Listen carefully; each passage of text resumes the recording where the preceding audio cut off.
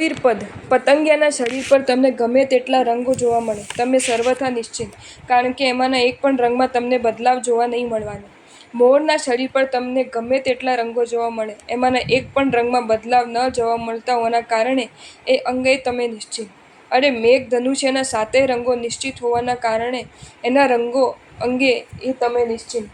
પણ સબૂર કાચિંડાના શરીર પરના રંગો અંગે તમે કોઈ જ આગાહી ન કરી શકો. એક સાથે એના શરીર પર અલગ અલગ 3-4 રંગો પણ જોવા મળે, અને તમે કલ્પના પણ ન કરી હોય એ ઝડપથી એ રંગોમાં તમને બદલાવ પણ જોવા મળે. હા, કલિકાલ સર્વજ્ઞ પૂજ્યપાદ આચાર્ય ભગવાન શ્રી હેમચંદ્ર સુરીશ્વરજી મહારાજે વિતરાગ સ્તોત્ર નામના ગ્રંથમાં મનની ઓળખ આપતા લખી દીધું છે કે ક્ષણમ સક્ત ક્ષણમ મુક્તમ ક્ષણમ ક્રુદ્ધમ ક્ષણમ શમી મોહાધ્યય ક્રીડેય વાહમ કારિત કપી ચાપલમ. રંગ બદલવામાં કાચિંડાની તોલે જો કોઈ આવે નહીં, ડાળી બદલતા રહેવામાં વાંદરાની તોલે જો કોઈ આવે નહીં, તો પસંદગી અને એના આધારે પ્રવૃત્તિ બદલતા રહેવામાં મનની તોલે કોઈ આવે નહીં. અત્યારે પરમાત્મા ગમી રહેલા મનને પદાર્થ ક્યારે ગમવા લાગે એ કહી શકાય નહીં. અત્યારે સ્વચ્છંદતાનું પ્રેમી બની રહેલ મન કઈ પલે સમર્પણ પ્રેમી બની જાય એની કોઈ આગાહી કરી શકાય નહીં. અત્યારે પવિત્રતાના આસમાનમાં ઉડી રહેલ મન કઈ પલે વાસનાની ગટરમાં આલોટવા તત્પર બની જાય એ કહી શકાય નહીં. અત્યારે મુક્તિના સપનામાં રમમાન મન કઈ પલે સંસારના સુખો પાછળ દોડતું થઈ જાય એ સમજી શકાય નહીં. ટૂંકમાં મનના જો 2 જાલિમ દોષો મલિનતા અને ચંચળતા. મલિનતાનો દોષ મનને સતત ગંડવાદ તરફ દોડતું રાખે, અને ચંચળતાનો દોષ મનને શુભમાં સ્થિર ન થવા દે. આવા કોઈનાય વશમાં ન રહેતા મનને વશમાં રાખવાનું કામ, વશમાં લાવવાનું કામ, શુભમાં સ્થિર કરવાનું કામ જો કરે છે તો એ સ્થવિરો કરે છે. ડિગમિગ ડિગમિગ મન ચંચલે ધર્મ કરે ફિરચિત રતિયારે. આત્મારામજી મહારાજ રચિત સ્થવિરપદ પૂજા. હા, ડગમગ ડગમગ ચાલી રહેલ બાબો પડી ના જાય એ માટે જો એની મમ્મી એના સંયોગમાં આવીને ઊભી રહી જતી હોય છે. પ્રથમ વાર સ્વિમિંગ પુલમાં તરવા પડેલ બાબો ગભરાટમાં ને ગભરાટમાં પાણીમાં ડૂબી ના જાય એ માટે જો સ્વિમિંગ ટીચર એના સંયોગમાં હાજર થઈ જતા હોય છે, તો સાધનાના માર્ગે કદમ માંડી રહેલ સાધક મનથી વિચલિત થઈને સાધના છોડી ન દે, સાધના ભ્રષ્ટ ન થઈ જાય એ માટે એના સંયોગમાં સ્થવિરો આવીને હાજર થઈ જતા હોય છે. જેમની વય 60 વર્ષની થઈ ચૂકી હોય છે એવા સંયમી મુનિવરને વય સ્થવિર કહેવાય છે.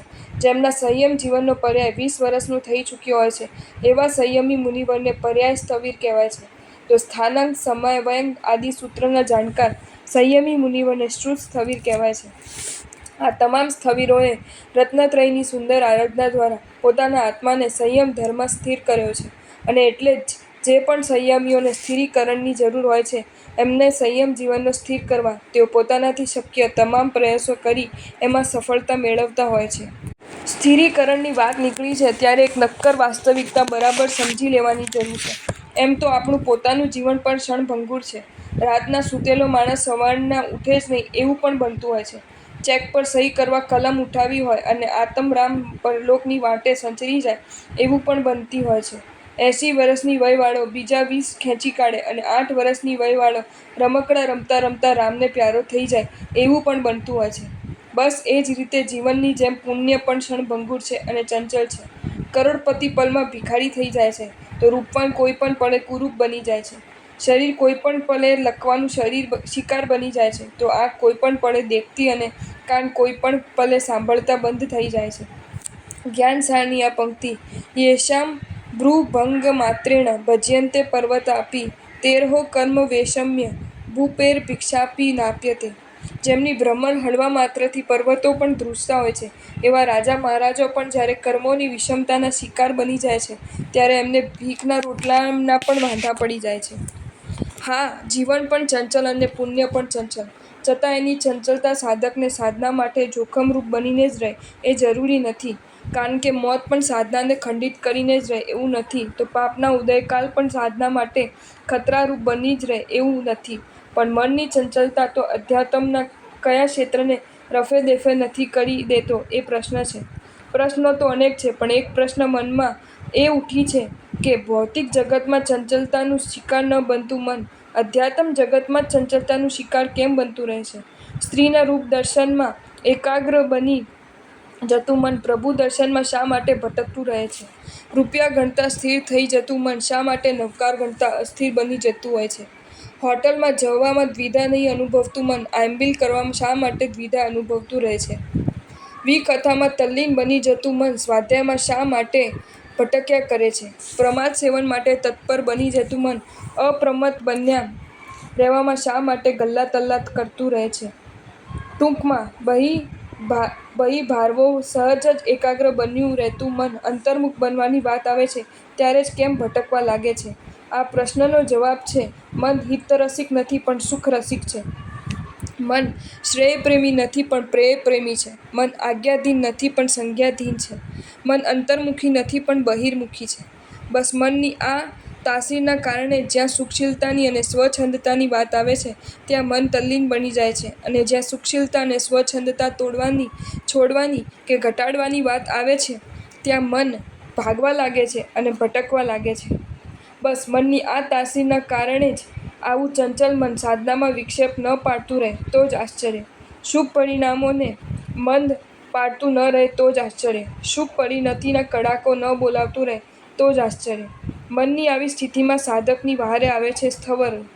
પ્રેમ, પ્રેરણા અને પ્રોત્સાહન આપીને જીન વચનોના માધ્યમે મનની ચાલબાજીને સમજાવતા રહીને જીન આજ્ઞા ભંગના દારૂણ વિપાકો જણાવતા રહીને સ્થવિરો આ સાધકને સન્માર્ગમાં સ્થિર કરીને જ રહે છે, ઉન્માર્ગથી પાછા વાળીને જ રહે છે.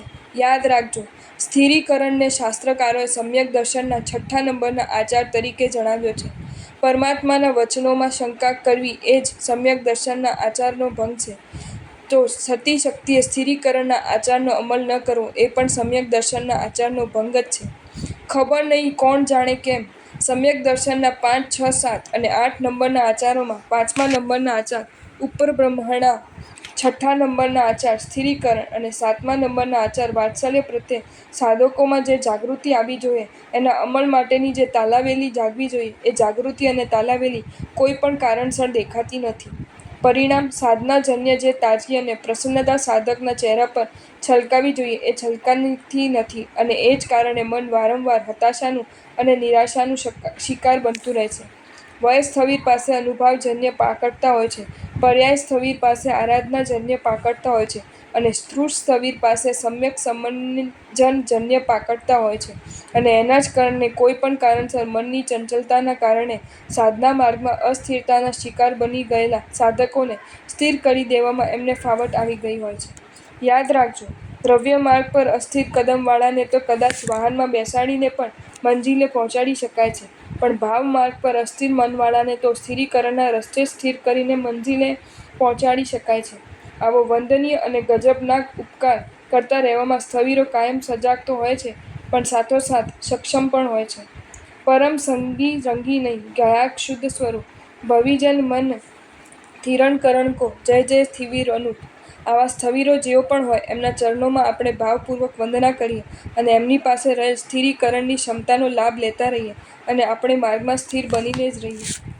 સ્થવિર પદ ઉપજાતિ તર્જ કલ્યાણ કંદમ પર્યાય પ્રજ્ઞા સ્થવિરો સુપ્રાજ્ઞો તૃતીય ઉક્તો વયસ પ્રવીણ પ્લંગ વસજ્જ મીર ચિત્ત સોસ્થ્યા અપતે સહાય મુનિ સાધનાયમ. વયથી અને શ્રુતથી તથા પર્યાયની જે વૃત્ત છે, જસ સંગથી આચારને પરિણતિ તણી વૃદ્ધિ મળે તે સ્થવિર ચંચલ મન પવનને આપ સ્થિરતા આપજો ને આપની ઉપાસનાનું જીણપણું આપજો. જો તમને આ વિડીયો ગમ્યો હોય તો આ વિડીયોને લાઇક કરો અને શેર કરો અને આવા જ નવા વિડીયો જોવા માટે જૈન ફેક્ટ્સ એન્ડ સ્ટોરીઝની ચેનલને સબસ્ક્રાઈબ કરો. ધન્યવાદ.